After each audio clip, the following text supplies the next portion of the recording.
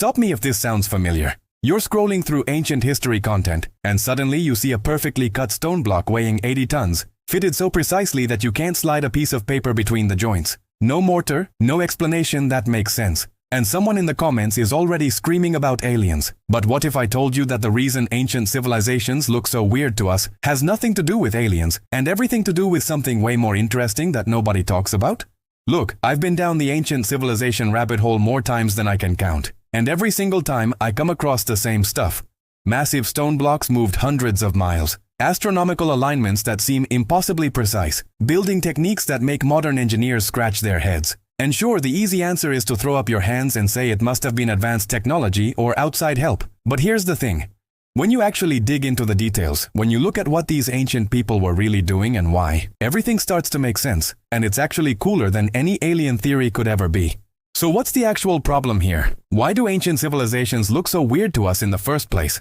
Well, it comes down to three massive misconceptions that basically everyone falls for. First, we assume that ancient people were basically just less intelligent versions of us. Like they were sitting around in caves, struggling with basic concepts, waiting for someone to invent the wheel. Second, we look at their achievements through a modern lens, comparing everything to how we would do it today with our machines and technology. And third, we completely underestimate what's possible when you have unlimited time, unlimited labor, and a completely different set of priorities than modern society. Let me break down why each of these assumptions is completely wrong and how they make ancient achievements look way weirder than they actually are. Let's start with intelligence because this one really bugs me. The humans who built the pyramids, who constructed Stonehenge, who carved Göbekli Tepe, they had the exact same brains we have today. Same processing power, same creativity, same problem-solving abilities. The only difference is accumulated knowledge and technology. But here's what people forget. These ancient builders weren't starting from zero. They had generations, sometimes centuries, of experimentation and refinement behind them. Think about it like this. You could drop a modern engineer into ancient Egypt with no tools, no references, no internet, and they'd be completely lost. They might know the physics in theory, but they'd have no practical experience moving multi-ton stones with ropes and wooden rollers. Meanwhile, an ancient Egyptian quarry worker who's been doing this since he was a kid, he knows exactly how the stone will behave, exactly where to place the levers, exactly how many men are needed for each task. It's not about intelligence, it's about specialized knowledge built up over lifetimes. And this brings me to the second huge misconception. We judge ancient technology by asking, how would we do this today? Which is completely backwards. Modern construction is all about speed and efficiency. We want to build something as quickly as possible with as few workers as possible, because time is money. But ancient civilizations didn't operate on those same principles at all. Take the Great Pyramid of Giza. Modern estimates suggest it took about 20 years to build with a workforce of around 20,000 to 30,000 workers. And people look at that and go, that's impossible, the math doesn't work out. But that's because they're thinking about it wrong. These workers weren't showing up for an 8-hour shift and going home. Many of them were likely seasonal laborers, farmers who worked on the pyramid during flood season when they couldn't work their fields anyway. They were fed, housed, and it was considered an honor to work on the pharaoh's eternal resting place.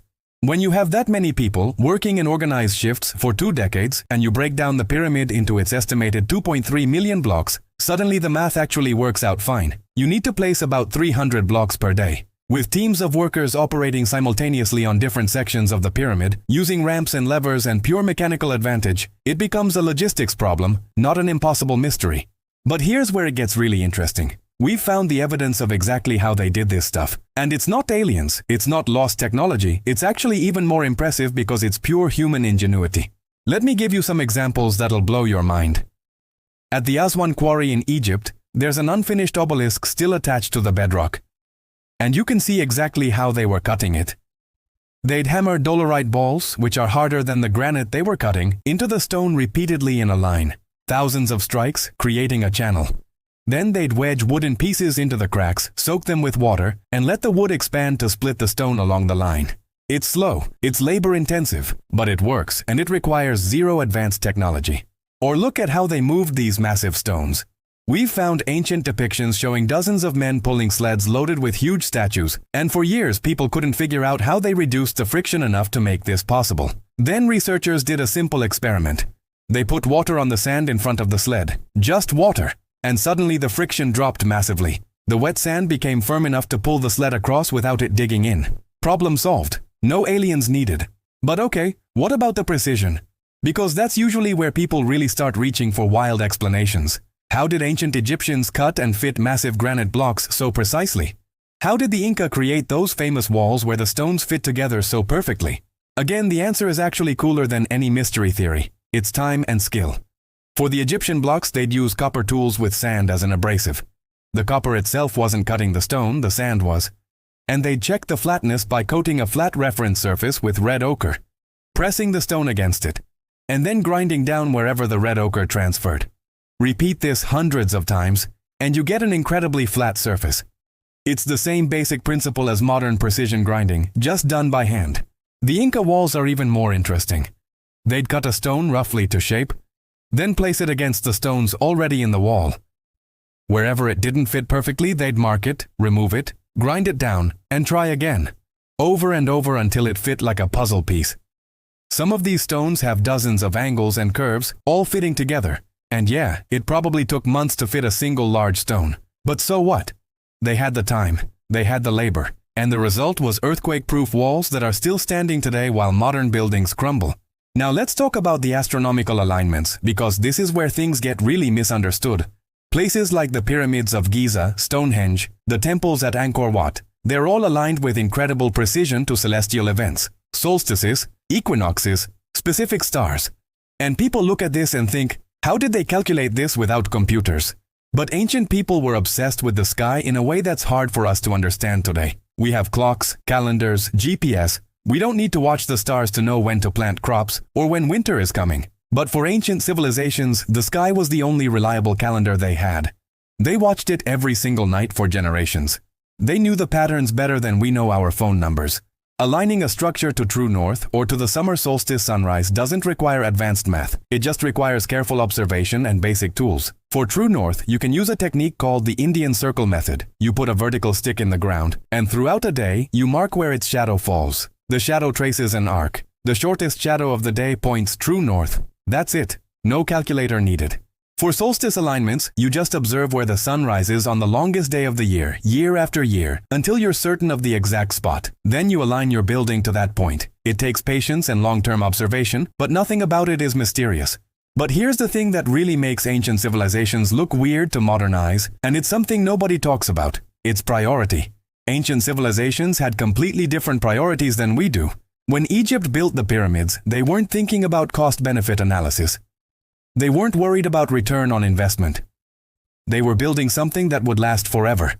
Something that would honor the gods and the pharaoh. Something that would demonstrate the power and capability of their entire civilization. Imagine if a modern government said, we're going to spend the next 20 years building a massive monument, and we're going to employ 30,000 people full-time to do it, and we're not going to use any machines, and the only purpose is symbolic. People would lose their minds. It would never happen. But for ancient Egypt, this was normal. This was important. This was worth doing. The same goes for places like Göbekli Tepe in Turkey, which is maybe the most mind-blowing ancient site of all. It dates back to around 9600 BCE, which means it was built before agriculture, before pottery, before metal tools. And it's not just a few stones in a circle. It's massive carved pillars arranged in complex circular structures, decorated with intricate carvings of animals. Each pillar weighs multiple tons. According to our old understanding of history, this shouldn't exist. Hunter-gatherers weren't supposed to be capable of this kind of organization and construction. But clearly they were. And you know what this suggests? That maybe we've had the cause and effect backwards. Maybe these people didn't develop agriculture and then build monuments. Maybe they built the monuments first, and the need to support the workers building them pushed them to develop agriculture. Think about that. A massive construction project potentially kickstarting the agricultural revolution. That's way cooler than any alien theory. And this brings me to another reason ancient civilizations look weird. Survival bias. We only see the successful projects, the ones that lasted. For every pyramid still standing, there were probably dozens of failed attempts, collapsed structures, projects abandoned halfway through. But we don't see those. We only see the survivors, the best of the best, the projects that worked so well they lasted thousands of years. The bent pyramid in Egypt is a perfect example. It starts at one angle, then halfway up, the angle changes to something less steep. Why? Because the original angle was too steep and the pyramid started showing signs of structural stress. So they adjusted mid-construction. It's proof that they were learning as they went, experimenting, sometimes getting it wrong. But we focus on the perfect pyramids and forget about the learning process. Same thing with ancient chemistry and medicine. We look at ancient Egyptian mummification and think, wow, they must have had incredible knowledge. And they did, but they also had centuries of trial and error. Early mummies are kind of a mess. They got better at it over time through practice and experimentation. But the successful mummies are what survived, so that's what we see. Here's another factor that makes ancient tech look weird. Lost context. We find these amazing artifacts and structures, but we've lost the instruction manuals, the training programs, the entire cultural context that made them possible. Imagine if our civilization collapsed tomorrow and someone 2,000 years from now found a smartphone. With no understanding of electricity, satellites, software, manufacturing processes, it would look like impossible technology. They might think it was magic or made by aliens. But it's not. It's just that they've lost the context. The same thing happens with ancient tech. We find the Antikythera mechanism, an ancient Greek analog computer used to predict astronomical positions, and it looks impossibly advanced. But that's because we've lost the tradition of making these devices. We don't have the instruction manuals. We don't know how common they were. We're seeing the end result without understanding the development process. And speaking of development processes, let's talk about how ancient knowledge was passed down, because this is crucial. Most ancient technical knowledge wasn't written down. It was passed from master to apprentice, hands-on, over years of training. You learned by doing, by watching, by making mistakes under supervision. This system worked great for thousands of years, but it had one major weakness. If the tradition was disrupted, if a generation of masters died before fully training the apprentices, that knowledge could be lost permanently. This happened over and over throughout history. The recipe for Roman concrete was lost for over 1,000 years. The technique for making Damascus steel was lost. Entire building traditions vanished. And when we rediscover these techniques, they seem impossible or mysterious because we've lost that unbroken chain of teacher to student. But here's what's really fascinating. When modern researchers actually try to replicate ancient techniques using ancient tools and methods, they work. They're slow, they're labor-intensive, but they work. Teams have moved multi-ton stones using only wooden rollers and ropes. They've carved granite with copper tools and sand. They've aligned structures to celestial events using nothing but patience and observation. The mystery isn't how these things are possible. The mystery is why we ever thought they were impossible in the first place. And I think it comes down to something psychological. We want ancient civilizations to be mysterious. We want there to be secrets and lost knowledge and impossible achievements. Because it makes history more exciting. It makes us feel like we're part of uncovering something hidden. And let's be honest, Aliens Did It is a lot more fun than thousands of skilled workers spent decades perfecting their craft. But here's the thing. The real story is actually more impressive. These were people just like us, with the same intelligence and creativity, facing enormous challenges and figuring out solutions. They didn't have our technology, but they had time, determination, and generations of accumulated knowledge. They made mistakes and learned from them. They experimented and innovated. They pushed the boundaries of what was possible with the tools they had. So here's what it all comes down to. Ancient civilizations don't look weird because they were doing impossible things. They look weird because we're asking the wrong questions. We're judging them by our standards, our priorities, our methods. And when we do that, of course, everything seems off. But when you actually understand their context, their capabilities, their methods, their priorities, everything clicks into place. The precision, patient skilled labor, the massive scale, huge organized workforces over long periods, the astronomical knowledge, generations of careful observation, the seemingly impossible engineering, clever application of basic physics and mechanical advantage. There's no mystery. There's no lost technology. There's definitely no aliens. There's just humans being absolutely incredible at solving problems with the resources they had available. Look, I get it. It's fun to think about ancient mysteries and lost civilizations with advanced technology, but the truth is so much better. These were real people who accomplished extraordinary things through patience, skill, organization, and sheer determination. They weren't superhuman. They weren't helped by outside forces. They were just really, really good at what they did. And maybe that's the lesson here. We've gotten so used to doing things the fast way, the efficient way, the high-tech way, that we've forgotten what's possible with time, dedication, and human ingenuity. Ancient civilizations remind us that our ancestors were just as smart as we are, just working with different tools and different priorities. So the next time you see a perfectly fitted stone block or a precisely aligned temple, don't think that's impossible. Think that's amazing. Because it is.